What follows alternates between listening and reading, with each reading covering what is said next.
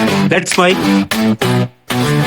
Day special. नमस्कार, let's mic में आपका स्वागत है। डे स्पेशल के साथ मैं राखी जैन। 27 अगस्त 1999 वो दिन जब भारत ने एक नया इतिहास रचा। सोनाली बनर्जी नाम की पहली महिला मरीन इंजीनियर बनी और समुद्र की लहरों पर तिरंगे का गौरव लहराया। डे स्पेशल में आज हम उनकी यात्रा को याद करते हैं। एक ऐसी कहानी जो साहस, दृढ़ता और लैंगिक बाधाओं को तोड़ने की है। ये कहानी एक युवा लड़की की जिसने पुरुष प्रधान क्षेत्र में अपनी जगह बनाई और लाखों महिलाओं को सपने देखने की हिम्मत दी। आइए इस समुद्री यात्रा पर चलें जो कोलकाता की गलियों से शुरू होकर विश्व के महासागरों तक पहुंची। सोनाली बनर्जी का जन्म उत्तर प्रदेश के इलाहाबाद में हुआ था। बचपन से ही उनके मन में समुद्र के प्रति एक अनोखा आकर्षण था। उनके चाचा मर्चेंट नेवी में थे और उनकी कहानियां दूर देशों के बंदरगाहों, विशाल जहाजों और समुद्री रोमांच की सोनाली के सपनों को पंख देती थी। उस समय भारत में मरीन इंजीनियरिंग एक पुरुष प्रधान क्षेत्र था, जहां महिलाओं की मौजूदगी लगभग ना के बराबर थी। फिर भी सोनाली ने तय किया कि वो समुद्र को अपना घर बनाएंगी। उन्होंने इंजीनियरिंग की पढ़ाई की और कोलकाता के marine engineering and research institute में दाखिला लिया। ये वो जगह थी जहां उनकी असली यात्रा शुरू हुई। मरीन इंजीनियरिंग कोई आसान रास्ता नहीं था। ये एक ऐसा क्षेत्र था जहां तकनीकी ज्ञान के साथ साथ शारीरिक और मानसिक दृढ़ता की जरूरत थी। जहाजों के इंजन, तकनीकी सिस्टम और समुद्री परिस्थितियों में काम करने की चुनौतियां पुरुषों के लिए भी कठिन थी। सोनाली ने इन चुनौतियों का सामना न केवल हिम्मत से किया बल्कि उत्कृष्टता के साथ। MERI में उनकी पढ़ाई के दौरान उन्हें अक्सर ये साबित करना पड़ता था कि वो पुरुष सहपाठियों से कम नहीं हैं। उनकी मेहनत और लगन ने शिक्षकों और सहपाठियों का सम्मान अर्जित किया।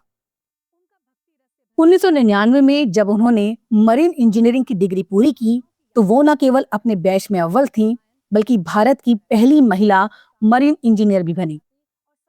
27 अगस्त 1999 को सोनाली बनर्जी ने मर्चेंट नेवी में अपने करियर की शुरुआत की।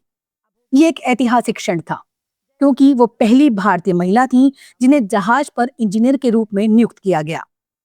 मर्चेंट नेवी में काम करना मतलब था महीनों तक समुद्र में रहना, कठिन परिस्थितियों में जहाज के इंजनों की देखभाल करना और चालक दल के साथ तालमेल बिठाना। सोनाली ने इन सभी चुनौतियों को स्वीकार किया। उनके पहले जहाज पर, जहां ज्यादातर पुरुष सहकर्मी थे, उन्होंने अपनी तकनीकी विशेषज्ञता और नेतृत्व कौशल से सभी का भरोसा जीता। ये उपलब्धि भारत की उन सभी महिलाओं के लिए एक मिसाल थी जो गैर पारंपरिक करियर चुनना चाहती थी। सोनाली की कहानी सिर्फ एक व्यक्तिगत उपलब्धि नहीं है, ये लैंगिक समानता की दिशा में एक बड़ा कदम है। 1990 के दशक में भारत में महिलाएं धीरे धीरे इंजीनियरिंग और तकनीकी क्षेत्र में प्रवेश कर रही थी, लेकिन मरीन इंजीनियरिंग जैसे क्षेत्र में उनकी मौजूदगी अकल्पनीय थी। सोनाली ने न केवल इस धारणा को तोड़ा बल्कि ये भी साबित किया कि महिलाएं किसी भी क्षेत्र में उत्कृष्टता हासिल कर सकती हैं। उनकी उपलब्धि ने अन्य महिलाओं को मर्चेंट नेवी और समुद्री क्षेत्र में करियर बनाने के लिए प्रेरित किया। आज भारत में कई महिलाएं मरीन इंजीनियर और नेविगेशन ऑफिसर के रूप में काम कर रही हैं और सोनाली उनकी प्रेरणा है। सोनाली की यात्रा में कोलकाता की विशेष भूमिका थी। कोलकाता जो भारत का मर्चेंट नेवी और समुद्री प्रशिक्षण का केंद्र रहा है, उनकी कहानी को आकार दिया। Marine engineering and research institute, जो तब DMET के नाम से जाना जाता था, ने उन्हें वो मंच प्रदान किया जहां उन्होंने अपने कौशल को निखारा।